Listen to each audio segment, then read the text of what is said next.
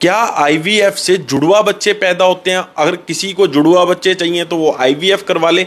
ये मैं नहीं कह रहा, ना ही मुझे इस बारे में कोई जानकारी है। मेरे साथ इस चीज़ के धुरंधर डॉक्टर संकल्प जैन है, वही बता पाएंगे कि क्या ये सच है या ये झूठ है। सर, सबसे पहले तो ये बताइए कि सच है या झूठ है ये सच भी है और झूठ भी है। इस चीज़ का मैं रीज़न बताऊंगा आपको।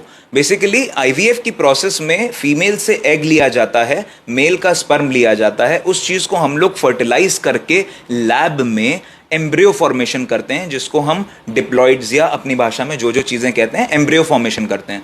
सो दैट हम एक इतनी हेफ्टी प्रोसेस कर रहे हैं, तो एक एम्ब्रियो की बजाय हम कम से कम 4-5 एम्ब्रियोज को प्रोसेस करते हैं एक साथ में अपने आईवीएफ सेंटर में, अपनी एंड्रोलॉजी लैब में।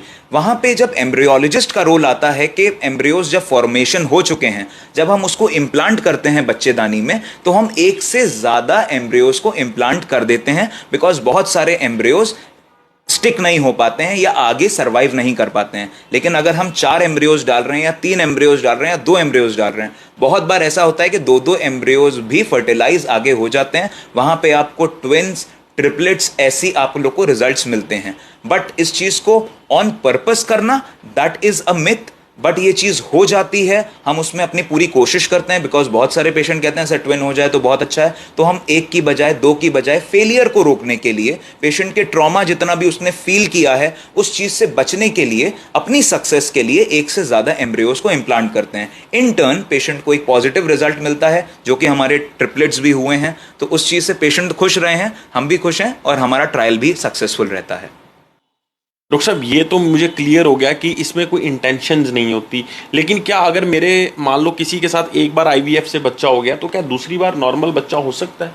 डेफिनेटली, जो कि सेकेंडरी इंफर्टिलिटी में जिसको हम लेते हैं, जहां पे कोई एक ऐसा एक्सटर्नल फैक्टर होता है जिसकी वजह से इंफर्टिलिटी कॉज हुई होती है, जो कि सेक्सुअल फंक्शन भी हो सकता है, लो स्पर्म काउंट भी हो सकता है। लेकिन जब पेशेंट हमारे पास ओपीडी में आता है एक आईवीएफ साइकिल के बाद में, सर 10 साल की मेरी बच्ची है, मैं दूसरा बच्चा प्लान करना चाहता हूं, क्या मैं नेचुरली इस चीज़ को कर सकता हूं?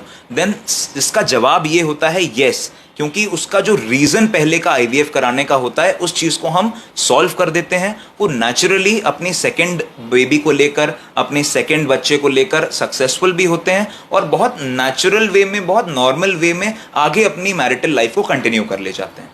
दोस्तों, इतना तो पक्का है कि अब आपको आईवीएफ को लेके ये चीज़ क्लियर हो गई होगी कि 2 जुड़वा बच्चे होते हैं या 3 बच्चे होते हैं, कि इंटेंशनली डॉक्टर इसमें कुछ भी नहीं करता।